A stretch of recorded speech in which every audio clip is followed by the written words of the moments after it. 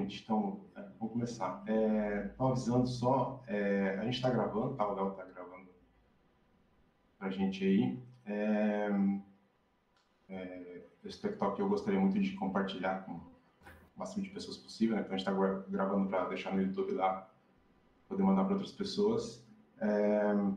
Então, como sempre, coisas relacionadas ao Elo 7, né? Perguntas específicas ou comentários específicos, a gente deixa para o fim, para daí a gente poder cortar na gravação, não entrar nada assim. Então, eu gostaria que quem tiver pergunta, comentário, qualquer coisa eu adicionar, deixasse para fazer depois da apresentação, porque eu quero ter certeza que eu vou conseguir falar tudo o que eu planejei aqui. Então, não deixem de perguntar, né? Só anotem aí suas perguntas e esperem a gente chegar lá no fim, certo? Bom, então, o Tech Talk de hoje é um Tech Talk que eu estou planejando há uns 2 anos. É um tema que eu me interesso muito, me importo muito, e desses 2 anos eu sempre senti que eu não estava preparado ainda para falar sobre isso. Eu precisava entender mais coisas, né? E, bom, 2 anos depois, eu já conversei com algumas pessoas do Elo 7 sobre esse tema, né? Conversei com o Mário, com o Erich, com o Leandro, com o Formento, com a Samara. E hoje eu me sinto, talvez não preparado ainda para falar do tema, mas muito mais preparado que 2 anos atrás. E eu acho até que é um momento ideal para a gente falar sobre isso. Eu vou me apresentar aqui, porque tem pessoas novas, né? Aí no Elo 7. Eu sou o Júnior, eu sou Principal Data Scientist e estou alocado lá no FreeFolk, que é um time de ciência de dados e Information Retrieval, né? É um dos 2 times que cuida da busca, nós e o White Walkers. E, bom, a gente vai falar então sobre meritocracia, que é um tema polêmico por si só, e como todo tema polêmico merece ser discutido. E principalmente a gente vai falar sobre sucesso, recompensa, mérito e qual é o papel que a aleatoriedade tem nisso. E eu vou citar diversos artigos aqui e todos eles vão estar depois lá nas referências. Bom, a primeira coisa, se eu estivesse assistindo esse Tech Talk e aparecesse uma figura como a minha aqui para falar, eu já pensaria, meu Deus, é um homem branco vindo falar sobre meritocracia. Quanta besteira ele vai falar? Provavelmente muita, né? É o que eu pensaria. Mas eu peço que vocês dêem um voto de confiança para mim, porque esse é um tema bem importante para mim. Eu li muito, eu leio muito sobre esse tema e eu gostaria de compartilhar com vocês aqui algumas visões embasadas em artigos científicos. Certo? Então, não me julguem antes do fim, esperem até o fim, daí reúnam tudo aí, podem fazer o julgamento que acharem necessário. Bom, primeira parte aqui, a gente vai tentar definir ou entender melhor o que é o mérito, o que é essa coisa de meritocracia. A gente vai falar também sobre talento e sucesso. As pessoas merecem por causa das suas habilidades, do seu esforço e o que é o sucesso. Então, primeira coisa, a gente vai falar sobre a lei de Pareto, ou a distribuição de Pareto, o princípio de Pareto, ou lei do 80-20. Isso é muito conhecido, né? Até a gente nas reuniões, de vez em quando, fala sobre isso aqui. É um fenômeno que acontece na nossa sociedade, que é observado em basicamente todo lugar em que há alguma espécie de medida de sucesso, seja essa medida uma riqueza, ou popularidade, fama, influência, e o comportamento que surge é esse parecido com essa curva aqui, em que, se a gente pensar aqui que é riqueza, né? Se a gente pegar hoje no planeta, né, e reunir todas as pessoas, organizar elas pela quantidade de riqueza que elas possuem, sendo que os mais ricos vão estar aqui na esquerda e os mais pobres na direita, a gente vai ver que um gráfico da riqueza, pelo número de pessoas que têm aquela quantidade de riqueza organizadas, vai dar uma curva parecida com isso aqui. O resumo disso aqui, do 80-20, é que 20% da população tem 80% da riqueza. E esse gráfico, ele é muito famoso porque isso aqui aparece em todo lugar. Se você fundar uma empresa e tentar se colocar entre as outras empresas e fazer um gráfico, você vai ver que as empresas se encaixam nisso aqui. Se você pegar crianças que colecionam figurinhas e botar valor nas figurinhas e tentar organizar isso, as crianças vão se encaixar nesse gráfico também. Então, esse gráfico ele representa, de alguma maneira, como a nossa sociedade funciona em relação a alguma medida de sucesso e como organizar as pessoas. É daqui que vem aquele problema da má distribuição de renda, né? Que algumas poucas pessoas têm muito e várias pessoas têm muito pouco. E antes que, depois quando o pessoal estiver assistindo no YouTube, né, fala assim, meu Deus, lá vem um socialista pregar aqui sobre socialismo e tal. Calma. Sim, eu não vejo problema em que existam algumas pessoas com muito dinheiro. Acho que isso é inevitável de acontecer. O problema não são poucas pessoas terem muito dinheiro. O problema é muitas pessoas não terem quase nada. E esse quase nada impede elas de ter uma vida digna, impede elas de se alimentar, de ter uma educação de qualidade. Então, a gente não precisa combater isso aqui, né? Esse início aqui. A gente precisa combater esse fim aqui, fazer com que esse fim seja mais alto. Tem uma linha mínima aqui para todo mundo. Só que não é o que acontece no mundo. Mas, então, o que a gente vai fazer aqui é tentar chegar numa modelagem para tentar refletir o que acontece no mundo e, com isso, tentar pensar em estratégias para que essa desigualdade diminua ou que outras pessoas, né, as pessoas mais pobres, tenham mais oportunidades. Então, tem uma ideia, né? Num artigo ali de um relatório de 2017, 8 homens tinham a mesma riqueza que as 3,6 bilhões de pessoas mais pobres do mundo somadas. Então, se em 2017 a gente arredondar para 7 bilhões de pessoas, esses 3,6 dá metade aqui, ó. A gente pegar daqui para a direita, somar o que todo mundo tem, daria 8 pessoas. Não são só 8 pessoas, né? São 8 homens. Não são 7 homens e uma mulher, são 8 homens. Né? Então, 8 homens têm tudo isso aqui. Então, eu não sei vocês, mas não me parece muito justo. Bom, a gente vai definir aqui sucesso, né? É claro que medida de sucesso existem várias, né? Sucesso pode ser riqueza, né? Dinheiro, mas pode ser fama, popularidade, influência, pode ser até felicidade. Existem várias interpretações do que seria sucesso. Então, sempre que eu falar sucesso aqui, eu posso estar me referindo a alguma dessas coisas, né? Só para resumir tudo isso em sucesso. Sucesso pode ter vários significados. Então, para a gente, sucesso aqui é basicamente qualquer coisa que possa ser usada para medir o quão bem-sucedida uma pessoa é. E aí a pergunta que a gente se faz, então, tá, as pessoas com sucesso, que têm um grande sucesso, significam, esse sucesso pode ser usado para a gente medir ou estimar qual é o talento de uma pessoa, ou quão esforçada ela é em realizar uma tarefa?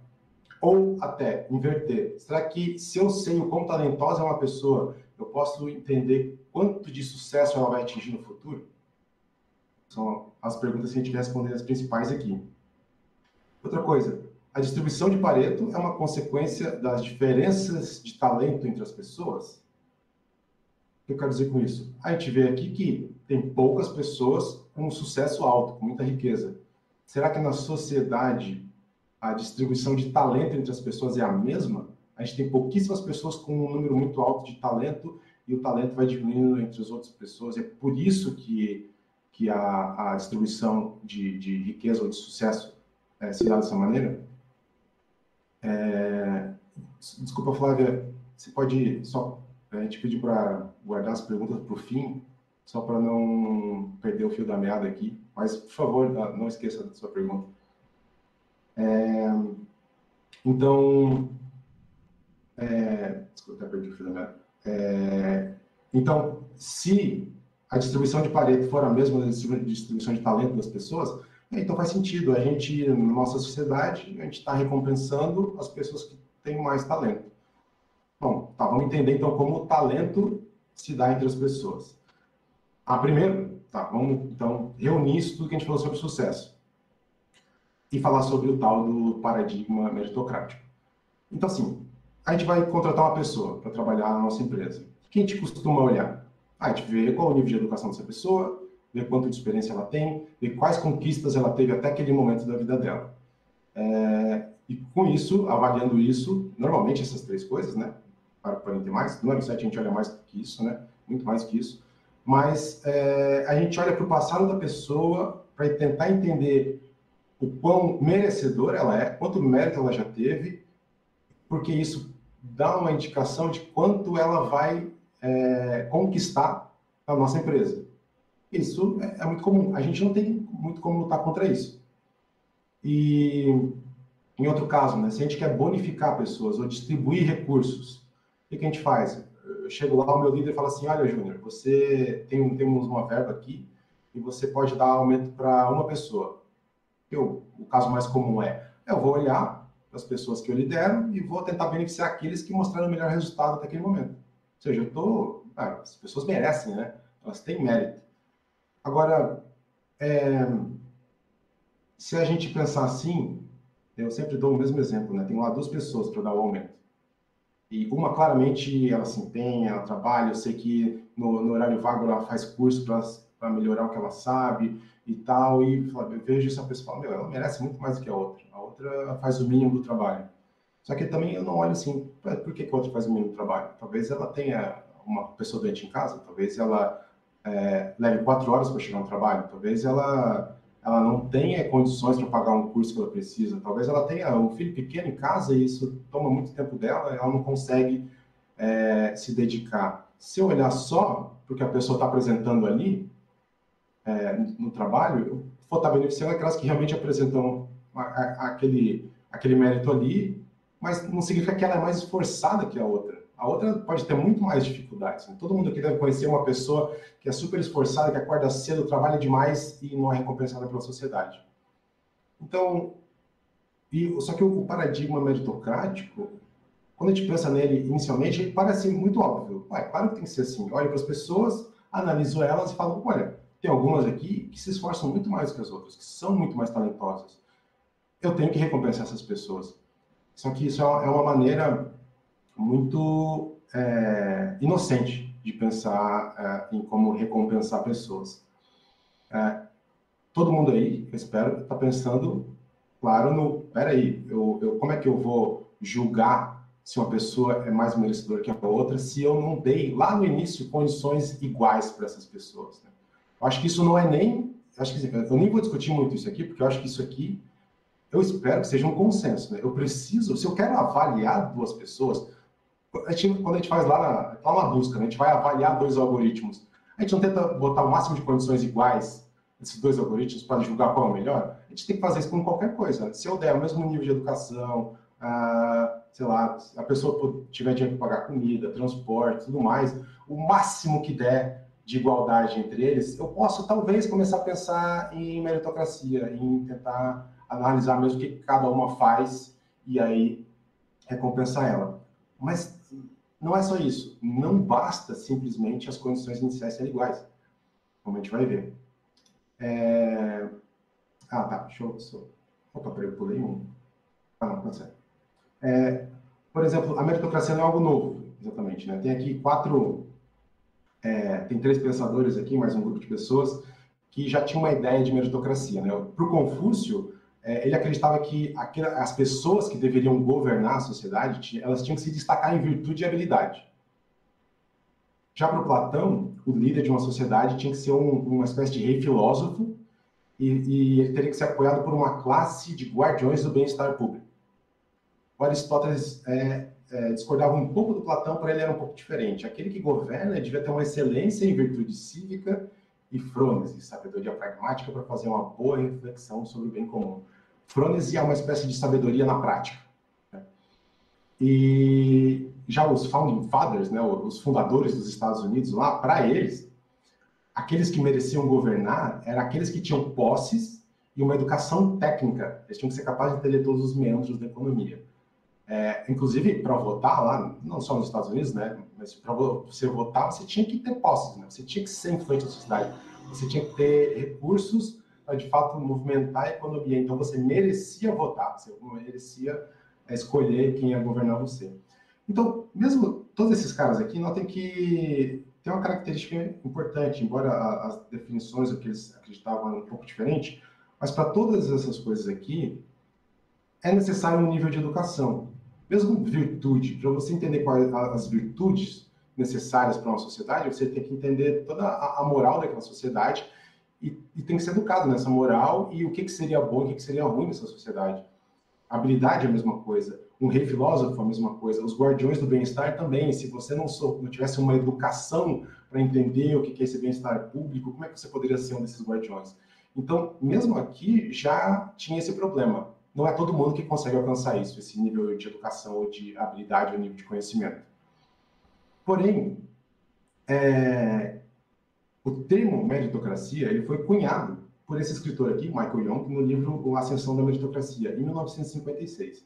Então, ele foi a pessoa que cunhou esse termo.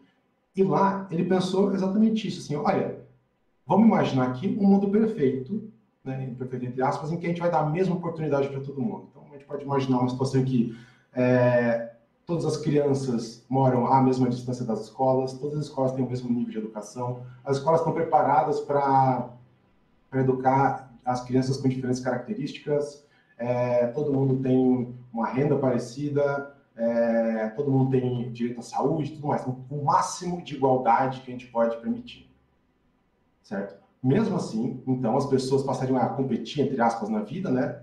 E algumas vão conseguindo sucesso e outras não. O que acontece? Aqueles que atingem o sucesso, então, a gente entende que eles atingiram o sucesso pelo próprio esforço, porque as condições iniciais foram as mesmas para todo mundo. Então, foi a própria dedicação, o esforço, o talento deles que fez eles atingirem o sucesso. Então, eles merecem essas conquistas, certo? Para os outros, aqueles que tiveram as mesmas oportunidades, competiram lá e não venceram, o que resta para eles? Resta uma humilhação do fracasso. Olha, você competiu igualmente com todo mundo e você não conseguiu. Então, você não pode fazer nada. Você tem que amargar essa sua derrota. E, olha só, o Michael Young, quando ele escreveu esse livro, ele já descreveu a meritocracia como uma distopia. Esse era o ponto do livro dele. Mesmo com a sociedade com condições iguais, a meritocracia causa uma distopia. Por quê? Aqueles que têm sucesso, a conclusão deles é, ei, eu mereço isso aqui. Então, eles julgam aqueles que não têm sucesso de uma maneira ruim. Você não conseguiu, cara. Você competiu igual comigo e você tem que... É nessa posição que você tem que se colocar mesmo. E aqueles que não venceram, eles passam a ter raiva daqueles que venceram. Porque eles perderam e não tem ninguém cuidando deles. Eles estão amargando a derrota, a humilhação, a miséria. Então, essa é a distopia. Mesmo que as condições iniciais sejam as mesmas, isso não garante que nós possamos dar condições iguais para todo mundo. Então, qual é o ponto aí? O ponto é que a sociedade deveria desenvolver uma moral para que aqueles que vencem lutem também por aqueles que perderam, para garantir uma existência digna para todo mundo possa ter acesso a oportunidades de maneira que elas possam se movimentar nessa cadeia econômica. As pessoas que são pobres, com esforço e talento, elas podem se movimentar. E curiosamente, hoje, os países que mais têm essa característica da meritocracia forte, a ONU, ela sempre patrocina estudos para medir o quanto, qual é o nível dessa mobilidade social, o quão fácil é as pessoas saírem de uma classe econômica e ir para outra. E os países que mais adotam a meritocracia são os mais difíceis, os que têm essa mobilidade menor. E o louco é que, embora o Michael Young cunhou o termo, e ele já, no próprio livro, ele já afirma isso, né, já mostra que, mesmo com condições iguais, a meritocracia não é uma sociedade, não é um jeito bom de desenvolver uma sociedade. Parece que a maior parte das pessoas ignorou isso e passaram a adotar a meritocracia como uma espécie de filosofia. E assim, é assim que a gente tem que seguir. A gente tem que beneficiar aqueles que merecem e tal. Sendo que, na nossa sociedade, as condições iniciais nem são as mesmas. Certo? Tem uma situação do Matrix aqui, né? Então, mesmo quando o mundo é perfeito, dá tudo errado. Bom, faltou talento, né? Então, aqui, quando eu falar em talento, eu sempre vou estar falando também de uma diversidade de coisas que podem ser talento, né? Então, uma habilidade, que pode ser uma habilidade inata, uma habilidade adquirida, pode ser uma competência, uma inteligência, um esforço, dedicação, ou qualquer coisa que a gente possa medir como uma qualidade para realizar uma tarefa, certo? Então, eu vou usar simplesmente a palavra talento aqui assim como eu estou usando sucesso lá para uma série de coisas. Então, beleza, a gente perguntei lá atrás, será que eu posso relacionar o sucesso com o talento? O sucesso é lá dado pela distribuição de Pareto e o talento. Felizmente, os psicólogos há muito tempo trabalham com medir habilidades, medir talento.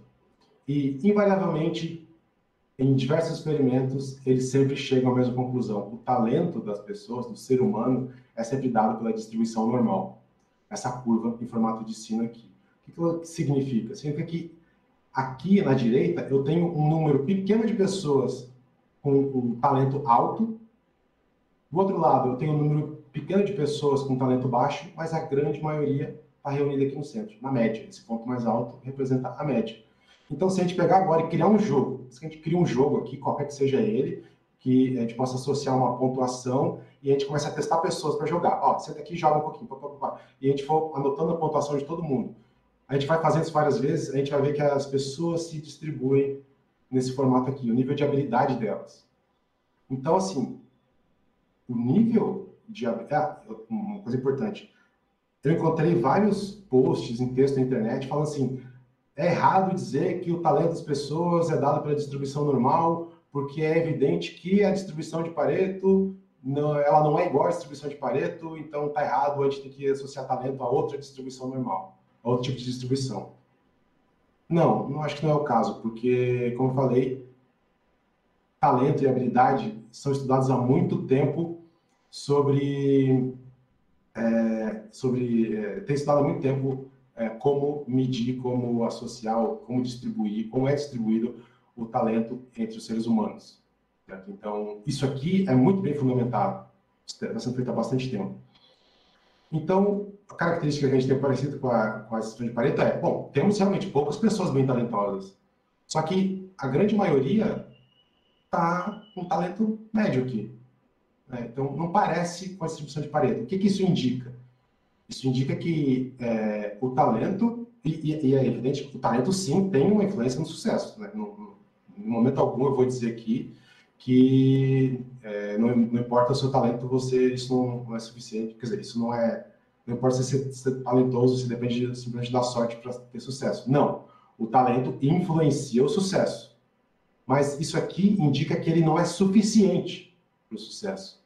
Não basta você ser talentoso, você precisa de algo mais. E esse algo mais é o quê? São as coisas que acontecem na vida que são fora do nosso controle. É a sorte. E é o que tem muitos artigos nos últimos anos estudando. Qual é o papel da sorte? Como a sorte influencia o sucesso das pessoas? É evidente, todos esses trabalhos veem que o talento não é suficiente.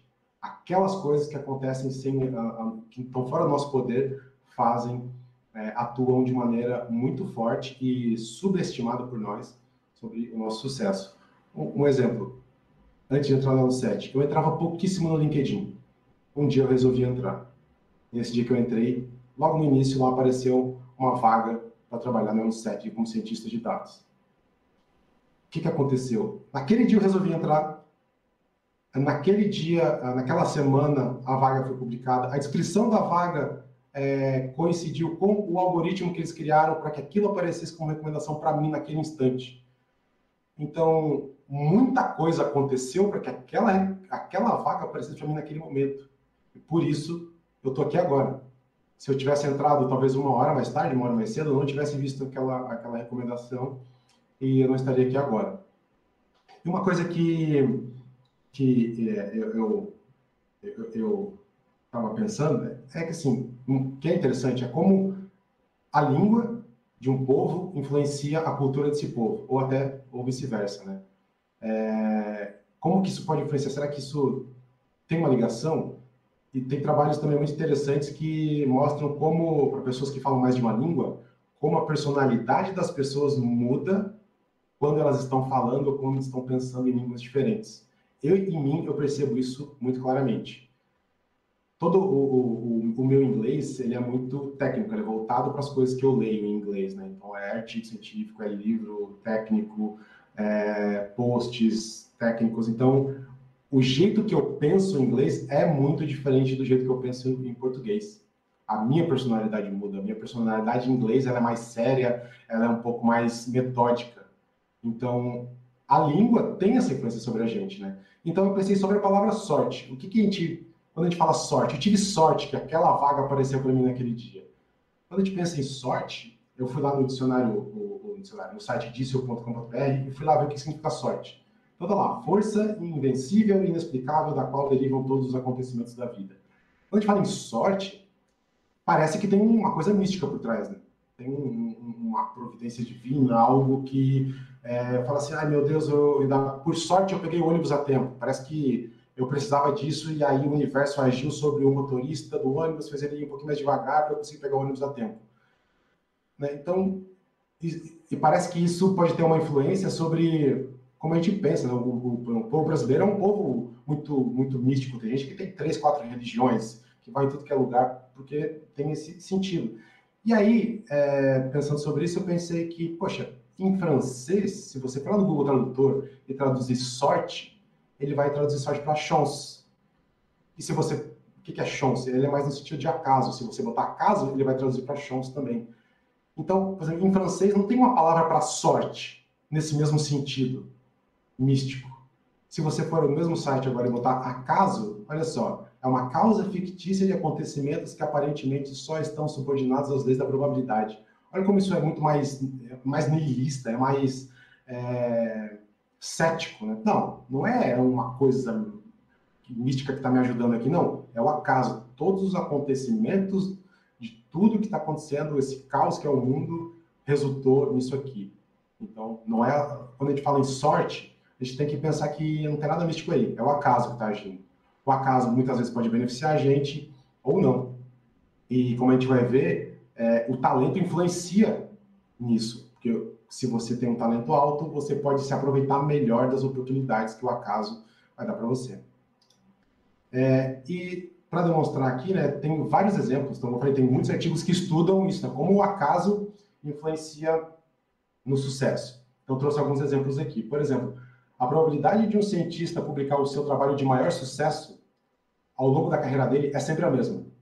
Então, se alguém publicou um trabalho de sucesso e você vai lá e agora dar mais verba para ele, você está fazendo com que a possibilidade de ele publicar outro trabalho de sucesso seja maior? Não.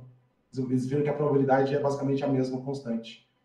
E tem até estudos que mostram o quanto de, digamos assim, descoberta por dólar investido, né? E é muito pequeno isso. Quase não faz diferença a verba extra que é dada. Outra coisa, sobre pessoas que têm sobrenomes, com as iniciais dos sobrenomes estão no início do alfabeto, A, B, C, D e tal. Essas pessoas têm mais chance de receber recursos para as pesquisas. Por quê? Não sei, talvez quem vai julgar lá organiza a ordem alfabética, é um humano que julga, ele vê com mais atenção os primeiros casos, depois ele perde o foco, ele julga mais superficialmente. É uma hipótese. O nome do meio, as iniciais do nome do meio das pessoas ajudam a aumentar as avaliações de performance intelectual. Isso aqui foi feito em escolas. Outra coisa, pessoas com nomes fáceis de pronunciar são julgados mais positivamente do que aqueles com nomes difíceis. E isso foi feito em que eles criaram vários currículos fictícios e pediram para pessoas julgarem. Eles viram que as pessoas que tinham nome fácil de pronunciar e nomes pequenos de 3 letras, por exemplo, elas tinham a tendência a ser julgadas mais positivamente, embora aquelas pessoas não existissem, né? Pessoas com sobrenomes que soam nobres têm mais chances de ocupar cargo de gerência do que de ocupar cargo de funcionário comum. Outros exemplos, isso na Alemanha, né? Mulheres com apelidos masculinos são mais bem-sucedidas em carreiras legais. Eu não sei como, eu não conheço alemão, né? Não sei como são os apelidos em alemão, mas pode ser uma coisa mais comum lá. Agora, a probabilidade de você se tornar CEO, ela é fortemente influenciada pelo nome da pessoa e pelo mês de nascimento. Isso também acontece, foram 3 estudos com esse aqui, um foi com CEOs, outro foi com jogadores de hockey lá da NHL. Outra coisa, ideias inovadoras, ou seja, ideias criativas, tem um estudo que mostrou que elas são resultados de efeitos aleatórios no cérebro. Por exemplo, assim, aquela pessoa é muito criativa. E aí eu até trouxe outro livro aqui para falar, né? Esse cara aqui, ele dedicou a carreira dele inteira para falar sobre isso, originais, né? São pessoas que a gente considera geniais. E basicamente a conclusão dele foi, as pessoas que a gente entende, Einstein, Mozart, tudo mais, que são geniais ou muito criativas, elas o são porque eles têm muita experiência e eles tentaram muito. Ele até cita, o Mozart, a gente conhece 5, 6 músicas dele, mas ele compôs mais de 3.000. O Einstein, para desenvolver a relatividade geral, ele levou 10 anos estudando e ele conheceu as pessoas certas para ensinar a ele as coisas que ele precisava. Então, quando você tem uma ideia, você quer ter uma ideia que é criativa, talvez você precise simplesmente passar mais tempo pensando. Se é aleatório, quanto mais tempo você passar pensando, maior a chance de você conseguir. E até, outro trabalho mostrou que a probabilidade de você desenvolver câncer é majoritariamente dada pelo azar. É claro que você tem fatores que aumentam a chance de câncer, mas é aquela coisa, você conhece uma pessoa que fuma 2 anos e desenvolveu câncer, tem outra que está há 20 anos fumando e não desenvolveu, né? Mas não entendo isso como um conselho para fumar, tá? Não, né? Não façam isso. E outro trabalho mostrou que, entre espécies, o sucesso reprodutivo mostra que as características evolutivas, né, elas influenciam o destino da população como um todo. Mas a vida individual é governada muitas vezes pelo acaso, pela sorte. Né? Conclusão disso tudo. Né, o sucesso ele não é independente do talento. Tá? Mas ele não é suficiente para o talento. Então, vamos... Aqui, deixa eu ver que horas são. Bom, aqui vou falar rapidinho disso aqui, né? Aí alguém está pensando assim, mas eu li lá o livro do Steve Jobs, e é uma pessoa bem-sucedida, e lá, eles falaram assim de toda a história dele, todas as coisas que ele passou, e com tudo que ele passou, tudo que ele fez, dá para explicar muito bem o porquê que ele teve sucesso. Primeira coisa, essas pessoas que são muito bem-sucedidas, muito famosas, elas são os outliers, né? Os pontos fora da curva. A gente não deve julgar a vida de uma população, quer dizer, essa pequena quantidade não explica o comportamento do todo. Quando a gente está lá em ciência de dados, que a gente vê um comportamento assim, a gente corta esses caras fora, porque eles são pontos fora da curva, a gente não deve se basear neles para explicar o comportamento da população. E quando a gente pega uma pessoa de sucesso, a gente, mesmo nós cientistas, passamos por isso. A gente vê um resultado lá, a gente fala, nossa, como é que eu não entendi isso aqui? Aí a gente tenta pegar a história daquele dado e a gente começa a criar uma historinha para tentar entender aquele dado, né? E isso também não é uma coisa boa de se fazer, né? Isso é conhecido como falácia narrativa, ou viés retrospectivo. É quando a gente pega uma pessoa que a gente conhece e tenta explicar com o passado dela, ou tenta achar a razão por que ela conquistou. Isso tem também muito bem descrito em outro livro, eu esqueci o nome do autor, mas o nome do livro é Tudo é Fácil Depois que a gente sabe o resultado. Depois que você sabe, é muito fácil explicar, né? Mas a gente não deve cair nesse erro, certo? Bom, então, o resumo até aqui, disso tudo que eu falei. A gente vai tentar explicar agora, tentar entender melhor como o acaso resulta em sucesso combinado com talento. Então, o que a gente quer? A gente vai criar um modelo aqui em que ele tem que reproduzir a distribuição de Pareto, para representar a realidade. Isso é um indício forte de que ele reproduz a realidade, né? Vai ser um modelo, então ele pode ter falhas, né? Provavelmente vai ter falhas. Mas esse modelo tem que usar como talento a distribuição normal, porque a gente entende que é assim que o talento é distribuído entre as pessoas. E a gente tem que colocar o acaso, ou a sorte, ou o azar, de alguma maneira dentro desse modelo. E a gente quer, então, tentar combinar esses três e entender como que esses três resultam no sucesso dado pela lei de Pareto e como que a gente pode, que estratégias a gente pode usar para tentar maximizar o bem comum. O que é o bem comum? É aquela coisa de o sucesso mínimo geral seja alto. As pessoas tenham, mesmo que elas não sejam bem-sucedidas, elas têm condições dignas de continuarem sendo seres humanos. Né? E o que mais? Bom, acho que é isso. E um artigo que conseguiu, de fato, chegar muito perto, ou conseguiu quantificar o papel do acaso, foi esse cara aqui, esse artigo aqui. O talento versus sorte, o papel da aleatoriedade no sucesso e na falha. O título dessa apresentação é baseado nesse artigo aqui. E eu vou resumir aqui, mas se vocês tiverem curiosidade, por favor, leiam esse artigo. Ele é acessível, ele é fácil de entender e ele tem muito mais conclusões e muito mais experimentos do que eu vou apresentar aqui. É um artigo muito bom. O que eles fizeram? Eles tentaram fazer justamente o que eu falei. Eles tentaram botar essas características da distribuição de Pareto, da distribuição normal, botar o acaso de maneira a tentar encontrar uma explicação. E o importante, eles sempre começam, todos os indivíduos aqui começam com as mesmas condições. Certo? Ele vai botar uma representação aqui de capital, né, que a gente vai entender como sucesso. Todo mundo vai começar com a mesma quantidade. É como se a gente garantisse as condições iniciais. O experimento deles, uma simulação, é mais ou menos assim, né? Eles vão criar um ambiente, um mundo, que tem as pessoinhas aqui, essas pessoinhas são distribuídas aleatoriamente aqui, e elas são fixas. E nesse ambiente vão ter os eventos de acaso, que são essas bolinhas vermelhas e verdes. E cada simulação representa 40 anos, como se fosse o período em que a pessoa está trabalhando, né? E cada intervalo de tempo dura 6 meses. Então é como se o tempo fosse passando de 6 em 6 meses. A cada intervalo de tempo, se a pessoa estiver próxima de um evento de acaso, que é o verdinho, que representa a sorte, ela tem uma chance, que depende do talento dela, de aproveitar essa sorte. E se ela conseguir aproveitar, né, quanto maior o talento dela, maior a chance dela aproveitar. Se ela conseguir aproveitar, ela vai dobrar o capital dela. Agora, se ela estiver mais perto de um evento de azar, que é o círculo vermelho, isso é independente do talento dela, o capital dela cai pela metade. Certo? Por que aí não depende do talento? Porque o azar ele se manifesta de maneiras que não dependem do nosso talento. A gente pode simplesmente ficar doente um dia e não poder trabalhar, e isso não depende do nosso talento. Né? O ônibus pode não passar na hora, ter passado antes, ou eu perder o ônibus e aí eu não conseguir conquistar alguma coisa. Certo? Isso representa essa coisa de que o talento ele faz parte do sucesso. Então, você precisa estar no momento certo, na hora certa, e você precisa ser capaz de aproveitar aquela oportunidade. Beleza. Não sei se eu falei aqui, os eventos de acaso, eles têm uma caminhada aleatória, então eles vão se movimentando aleatoriamente aqui a cada 6 meses.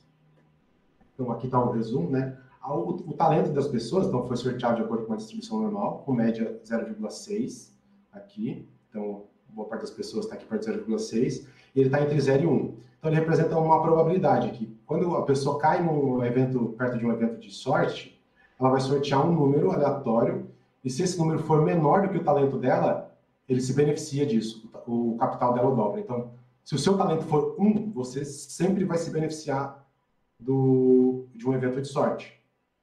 Certo? Então, essa pessoa que está aqui perto do 0,9, ela quase sempre vai se beneficiar. Qual é o papel da aleatoriedade aqui? É que os eventos de acaso estão andando aleatoriamente. Então, pode ser que ela seja mais exposta a eventos de sorte, pode ser que seja mais exposta a eventos de azar, ou nenhum evento. E aí, então, se não acontecer isso, nem de sorte nem de azar, o que acontece é que o capital dela se mantém igual naqueles 6 meses. Certo? Então, pode ficar igual, pode cair pela metade, ou pode dobrar. Certo? Isso aqui é um resumo de como é o modelo deles, tem vários detalhes a mais. Se vocês tiverem curiosidade, podem ler o artigo.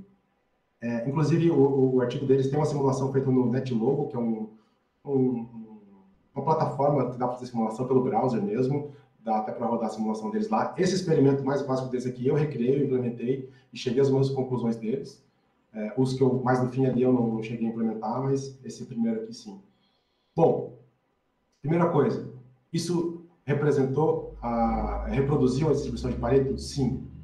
Eles viram que todos os experimentos deles, a distribuição de Pareto foi reproduzida. Né? Aqui não está aquela curva que decai, porque eles mudaram a escala aqui, né? A escala do eixo X e do eixo Y. Mas a gente pode ver aqui, ó, o número de indivíduos está no eixo Y e no eixo X é o capital. Com capital baixo aqui, tem muita gente, e conforme a gente vai aumentando o capital, o número de indivíduos vai caindo. É a pessoa aqui com o maior capital, vê que é uma pessoa. Tem uma pessoa que é o maior capital. Né? Então, o que diz aqui que está seguindo a distribuição de Pareto é esse cara aqui, né, que é a inclinação do gráfico aqui. Né?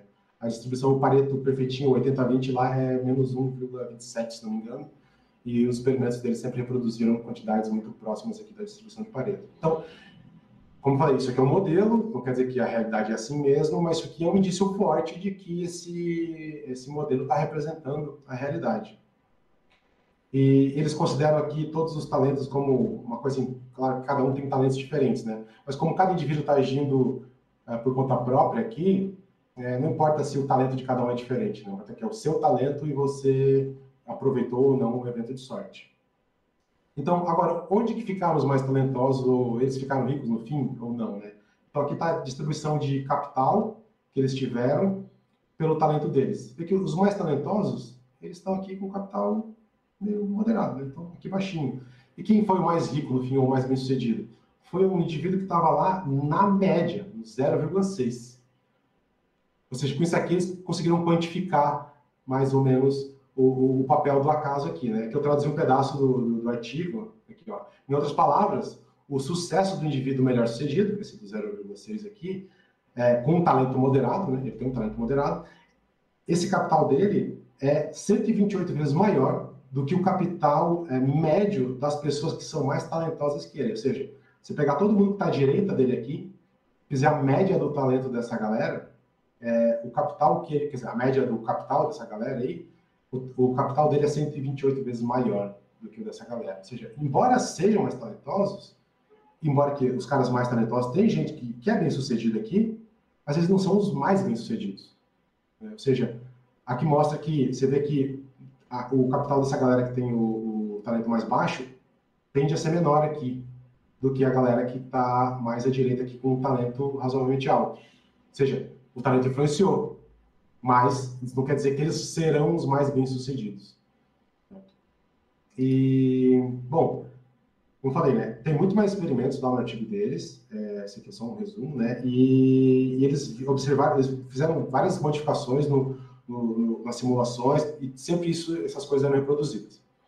Certo? Então, eles partiram para, tá, beleza, agora o que a gente quer? Agora que a gente entendeu como funciona, o nosso modelo parece estar representando a realidade, vamos tentar entender como desenvolver estratégias para que a gente, de fato, passe a recompensar os mais talentosos.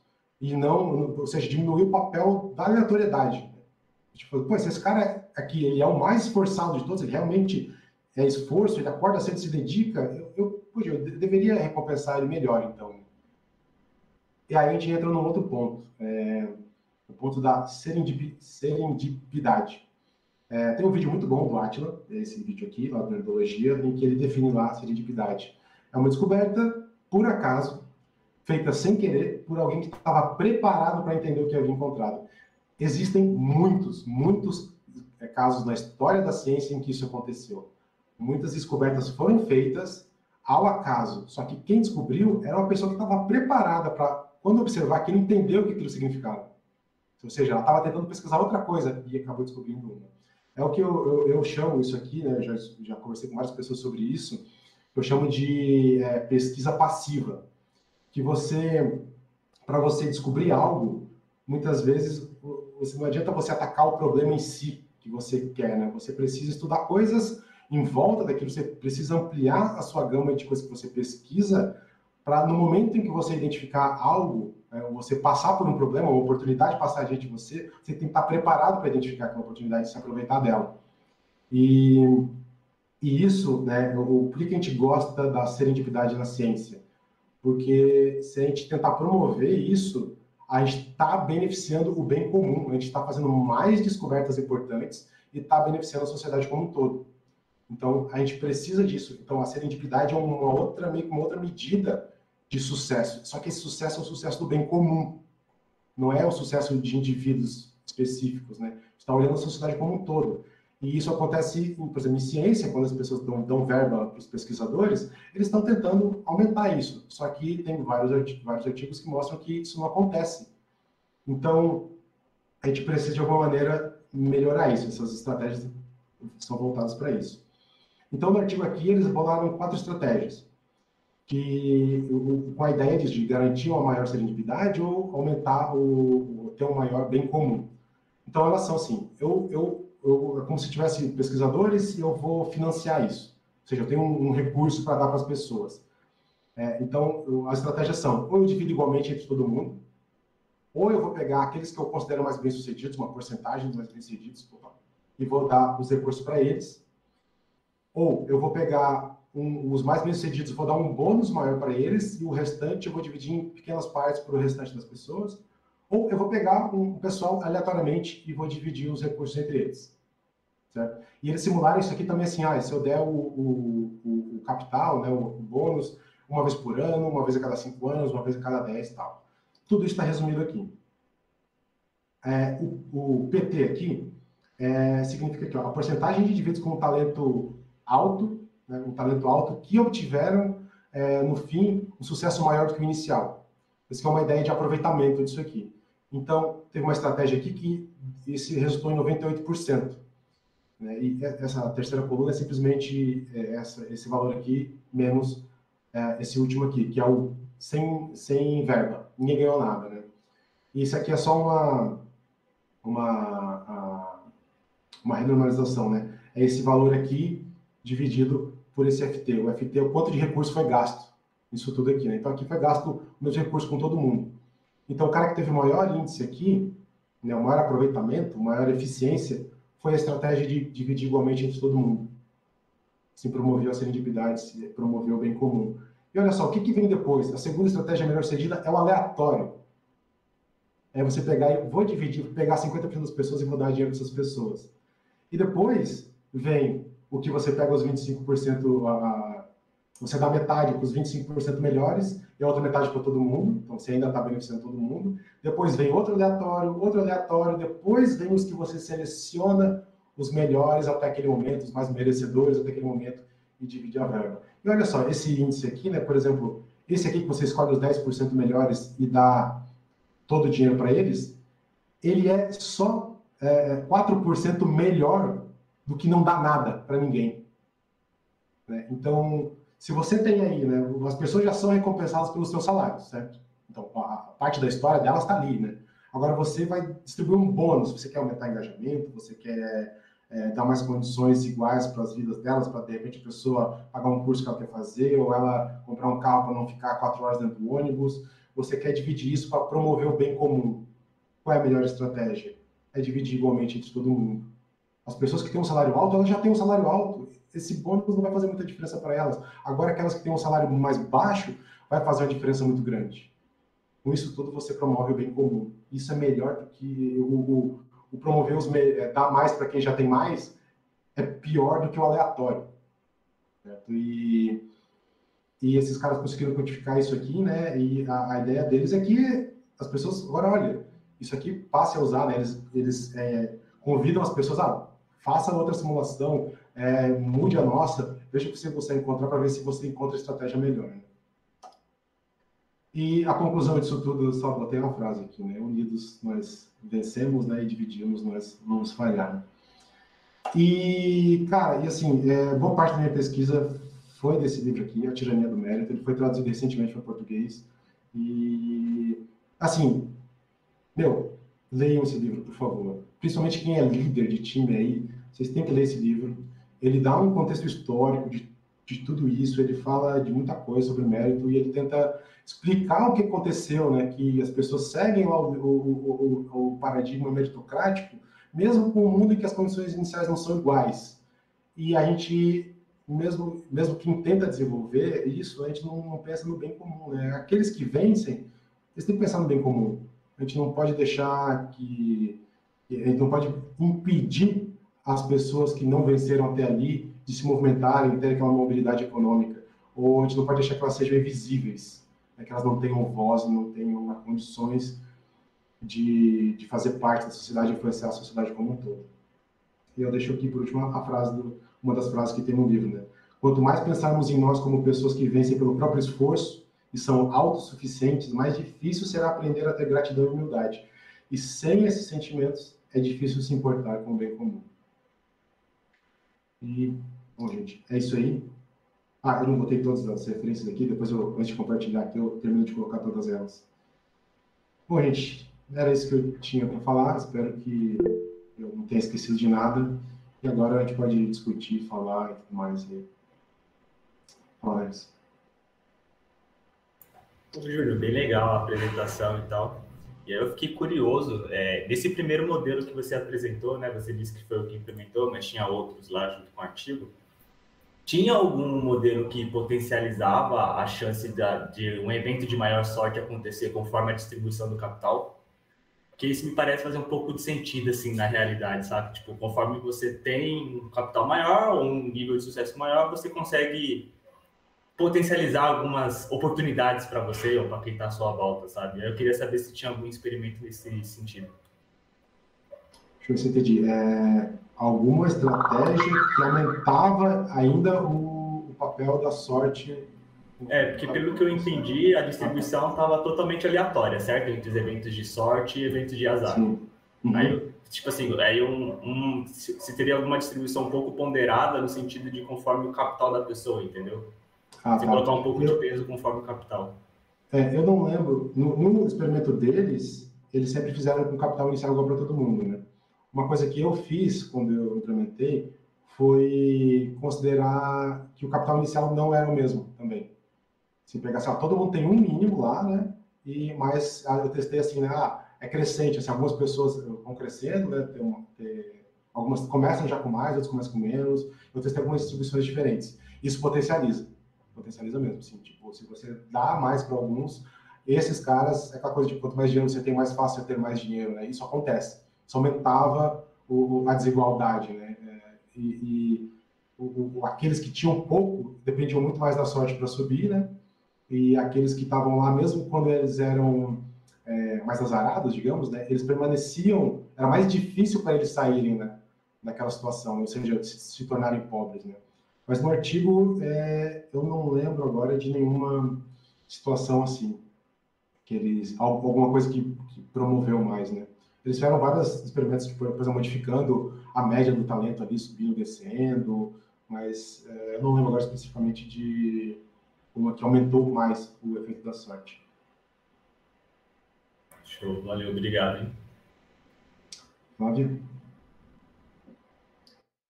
Acho que o Augusto estava na frente. Tá, verdade. Só um comentário, né? Assim, muito boa a apresentação, Júnior, gostei bastante.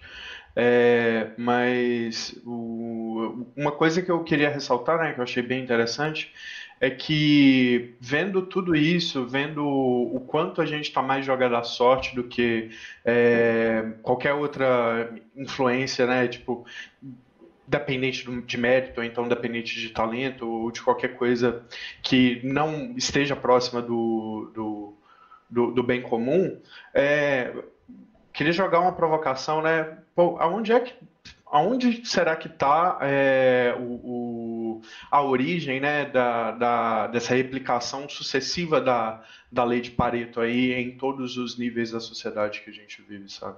Porque isso é um dos caminhos é um questionamento que pode guiar a gente até um dos caminhos para buscar um entendimento consciente do benefício do bem comum, sabe? Porque é muito humano, muito bom entender que, tipo, a humildade e querer estender a mão para o outro e ajudar o outro assim comigo é algo que vai beneficiar todo mundo, mas acho que grande parte das pessoas acaba ignorando esse fato porque não tem um entendimento consciente de que isso é realmente um caminho para onde a sociedade deveria seguir. Só isso, parabéns, Júnior. Eu acho que assim, como você falou, entender exatamente o porquê que se dá pela distribuição de Pareto é importante, né? E acho que é muito difícil tentar entender qual é a causa realmente, né? Porque como é sempre reproduzido em várias situações, é realmente um reflexo de como a sociedade é hoje, né? Então, talvez seja muito difícil entender por que dá daquele jeito. Mas sabendo que se dá daquele jeito, talvez a gente possa usar ou criar estratégias para ver se a gente consegue modificar a distribuição de Pareto, né? Ou para que a distribuição não siga mais a distribuição de Pareto, né? Então, pode ser um caminho, mas entender a causa de fato seria muito bom, né? Mas também é bem difícil. Né? Acho que é a Flávia. Obrigada, Lê. É que a hora que eu falei, ele saiu minha mãozinha, eu pus ela de novo. Júnior, super obrigada. Eu anotei... Ai, desculpa aqui. Eu anotei vários insights. Tem um que eu queria falar para você, do seu exemplo, né? que é um conceito do Jung, da sincronicidade, que eu gosto muito, e eu acho que ele tem a ver com a combinação do acaso com o estar preparado, né? Que ele fala que quando você está psicologicamente disposto e você, ao acaso, encontra com alguma coisa. Depois eu mando o conceito aqui, que é bem legal e eu uso muito porque eu acredito bastante nesse conceito. Depois, Tem um ponto aqui que está lá no exemplo do câncer, né? Que tem um livro que chama Mindset. O livro é muito chato, eu não consegui terminar de ler, mas o conceito dele é muito... O Neftali está rindo. Eu gosto de ler, mas dependendo do jeito que o autor escreve, eu achei que ele enrola demais para falar as coisas. Mas o conceito é muito bom, né? Chama Mindset, ele fala do Growth Mindset e do Fixed Mindset, né? Que é como as pessoas reagem às coisas, né? É aquela pessoa que, sei lá, aconteceu a maior tragédia e ela vê aquilo como uma oportunidade de crescimento, são as pessoas que têm a mentalidade de crescimento, e aquelas que veem a tragédia como o azar mesmo, né? Então, eu não sei como no ensino modelo, né, traz um pouco desse aspecto de como as pessoas reagem, né, e como elas encaram a sorte e o azar, né? Porque me parece também que o fato das pessoas do câncer, né, serem as pessoas do azar, pode ser também um aspecto de serem as pessoas mais negativas, que acham que aquilo é um azar. Então, assim, não sei como está aí no material e no modelo esse aspecto de como cada pessoa reage individualmente ao acaso ou às coisas que acontecem. Ele trata isso de alguma forma? Isso entra na própria consideração do que é o talento, né? Porque o talento ele pode ser também uma habilidade social, né? Na verdade, a maior parte das vezes ele é uma habilidade social, né? E essa habilidade social, entre as diversas habilidades sociais que existem, tem essa também de como você encara o que acontece na sua vida, né? Então, o simples fato de você, por exemplo, ser uma pessoa que explora mais, que busca mais, que conhece mais pessoas, pode fazer já você conquistar coisas simplesmente por conhecer a pessoa certa no momento certo, né? Então, até como você encara as situações da sua vida também está incluso nessa ideia de talento. Perfeito. E o último que eu anotei aqui é que você deu uma... Eu trato meus filhos... Eu sempre fui tratada igual em casa, né? Nós somos em 4 filhos e tinha que ser tudo a mesma coisa para todo mundo. E eu não trato meus filhos desse jeito, porque eu falo, vocês são diferentes, eu tenho que dar coisas diferentes para vocês. E agora você deu uma mega bagunçada aqui, Júnior, se eu estou tratando meus filhos, se eu estou ajudando ou atrapalhando neles, na vida deles. Acho que talvez tenha um equilíbrio em dar o mínimo e tratar as diferenças, porque eu acho que tratar as diferenças, para mim, tem a ver com incentivar os talentos, né? Eu não posso exigir, sei lá, minha filha é super criativa e artística... se eu exigir coisas que ela não gosta, eu acho que eu vou estar desperdiçando o talento, o conceito de igualdade e equidade. Exatamente, eu não sei se eu estou fazendo certo ou errado aí, dado a conclusão do seu estudo. Acho que a coisa aqui, assim, é que eu não estou falando aqui que tem que ser tudo igual, né? Porque as pessoas são diferentes, né? As pessoas são diferentes e elas interagem diferentes umas com as outras e a questão é a oportunidade. Acho que é a maior palavra aqui, né? Eu sempre falo que a vida não é feita de esforço, ela é feita muito mais de oportunidades, né?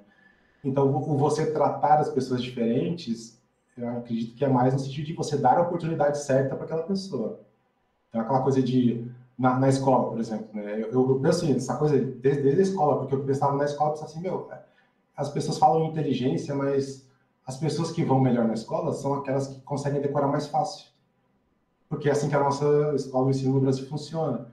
Então, se eu estivesse querendo avaliar a capacidade de memorização, então eu estaria avaliando o jeito certo. Mas não, né? Para as pessoas falam, os inteligentes vão vencer e tal. Na verdade, nem é isso, né? Nem isso a gente está fazendo na escola, né?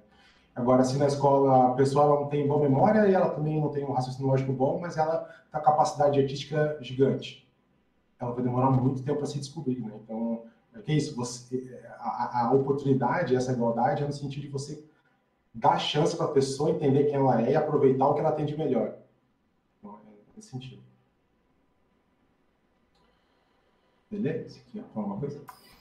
Não, gente, acho que eu não vou nem falar nada, porque, cara, vocês cobriram tudo, Júnior, que estouro. Obrigado mesmo, e acho que eu não vou nem macular o toque, acho que já tá na hora também, né? Estourou o tempinho. Valeu, gente. Gente, então a gente vai botar no YouTube depois, vai compartilhar lá. Mandem para todo mundo que vocês conhecerem aí. Eu acho que é uma coisa muito importante, a gente tem que falar sobre isso, a gente tem que entender mais como essas coisas funcionam para melhorar muito mais a sociedade. Né? E se quiserem falar mais sobre isso, lembre que a gente também promove essas coisas aqui no Euro7, né? Nossa contratação tenta olhar para vários aspectos da pessoa, né? Não só o aspecto técnico. A gente tem um canal para falar sobre diversidade, para as pessoas se sentirem representadas e para a gente aprender mais, né, sobre diversidade, entre outras coisas. Então, se quiserem conversar, a gente vai marcar uma hora para conversar. Eu posso falar horas sobre meritocracia aqui. Então, curiosidade, querer falar mais, a gente marca aí, ou marca no TikTok, enfim, outras pessoas falam também, por aí vai. Muito obrigado, gente. Valeu. Até mais.